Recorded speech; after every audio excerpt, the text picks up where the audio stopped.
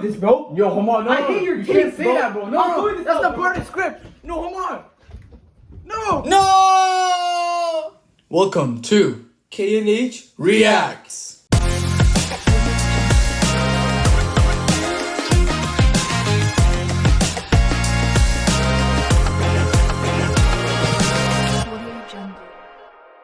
Welcome back to K&H React. I'm here with Kasra. How you doing, Hamad? You good? I'm doing good. It's me, Hamad Kasra, for another episode. And today, we're going to be reacting and talking about the book, Go Ask Alice. Now, Go Ask Alice is made by Anonymous, which is in a journal form. And it's a book about Alice, right? Yeah, it is. Her but life. we're not really sure if it is Alice. That's good you brought it up already.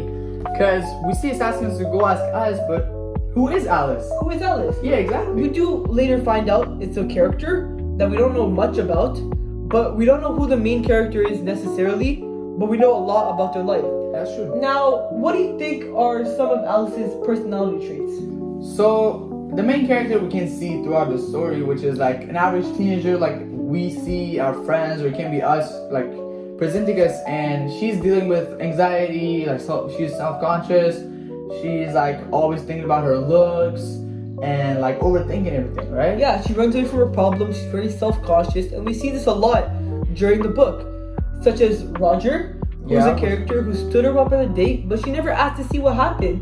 And later on we find out that it was a misconvenience.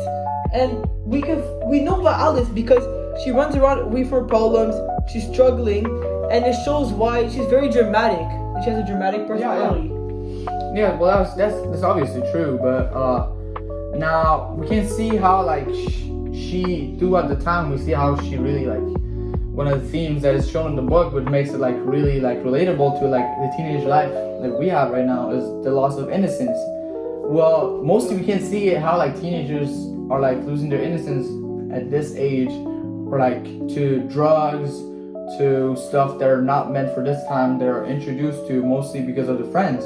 Yeah. Like we can see in this book here, same thing goes for Alice, which is her friends like Bill and Joe at a party introduce her to drugs, which is like LSD if I'm not mistaken. Yeah, and it always starts something minor, and you do it one time, and you swear you're not do it again, and it becomes an addiction that a lot of teens face around this age, which is peer pressure. And I think we go into the main factor, the theme, which I believe is the danger of drugs, on how it affects you personally, mentally, physically, and everyone around you as well. And we see that their mom and dad get really worried about Alice, not knowing what she's struggling with, but they care a lot, and it affects her friends, relationships, and it's an awful thing, drugs, and it's relatable, and why this story is so interesting and why I love it, because a lot of teens are facing this, and I think we have to figure out a problem, a solution to why teens are going towards this. Well, yeah, you're still incorrect about that. Now, concluding that, what were your first reactions on Alice taking drugs, such as LSD, and her overall path on her drug life, on how it affected her, and what were your reactions on the overall reading? Well, when I first saw Alice taking drugs, I really didn't know she was taking drugs. What I was seeing was her, describing the feeling of it. And what she saw was the extraordinary feeling, how she was seeing outside of like the inner thing that she believed to. She was seeing things that she couldn't see before, hearing things she couldn't hear before, the tunes and all that. Well, at first I was actually confused, like I'm pretty sure you were also. Until then she explained it later how it was a usage of LSD, and well, that really shocked me.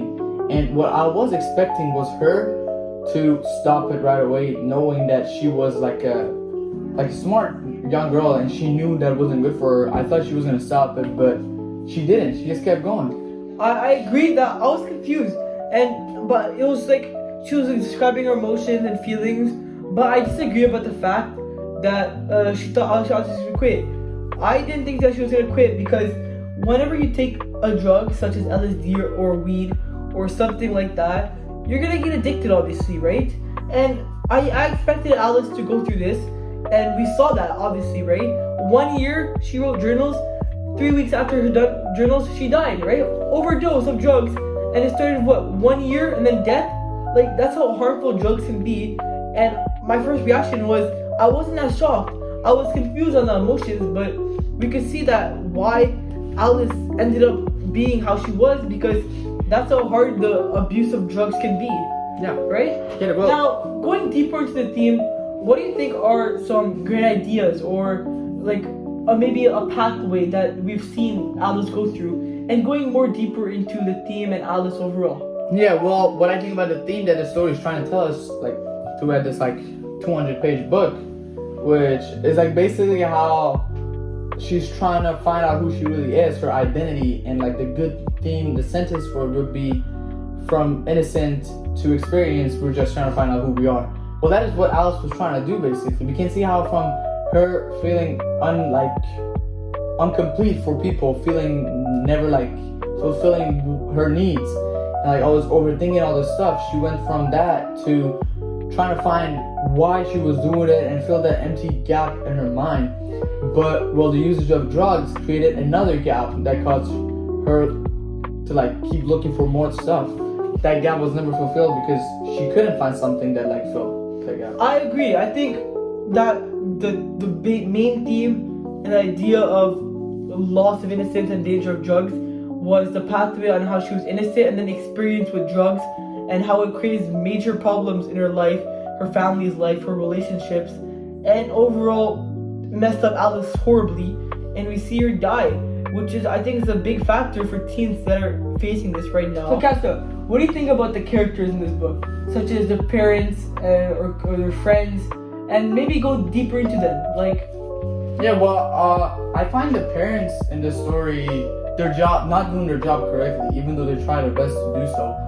We can see how the parents are like always trying to be protective, trying to protect their child from all the harm outside, creating like a safe circle we see around her, yeah.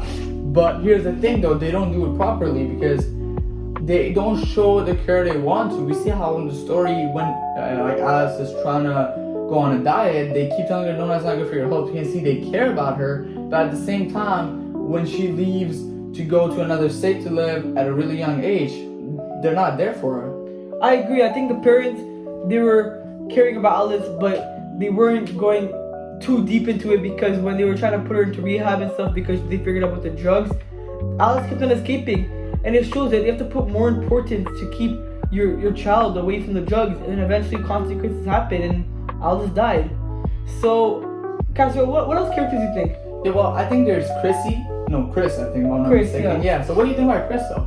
Chris, I feel like it's a mirror of Alice, and I believe they're very similar in ways. They both lost their identities, they both lost their ways, and they both addicted to drugs. And I feel like Chris socially helped Alice, but also added a more drug life to Alice, which made her even more miserable because they were broke. They had to look for money, apartments, but they were still doing drugs and wasting money like that and selling. And overall, it's a bad friend. Overall, it's a bad friend if you're making your friend do drugs and get into more problems.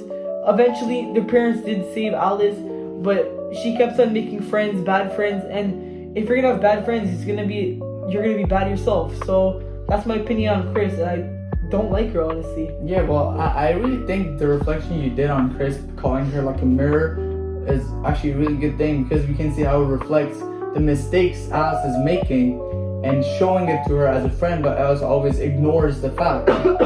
And so, yeah. I agree. So, Capsule, what are your overall thoughts on the book? Do you like it? Do you not like it? And would you read it again? Yeah, well, so I found this book pretty interesting, but even though this is like a really good book and it's sold out so many times, I found it pretty repetitive over the time of reading it. So basically, even though it was repetitive, what made this book exciting and when the reader wants to read more of it is the fact that it's an exciting life, how she's exploring new stuff, even though it could be good or bad for her, and you always are looking out for something new and you want to see what really is happening with her in the future and her life. Like stuff happens that are unexpected, and that's what makes this book like stand out in certain stuff parts. But for me, I'm not a literature person, so I wouldn't read anything like more than once.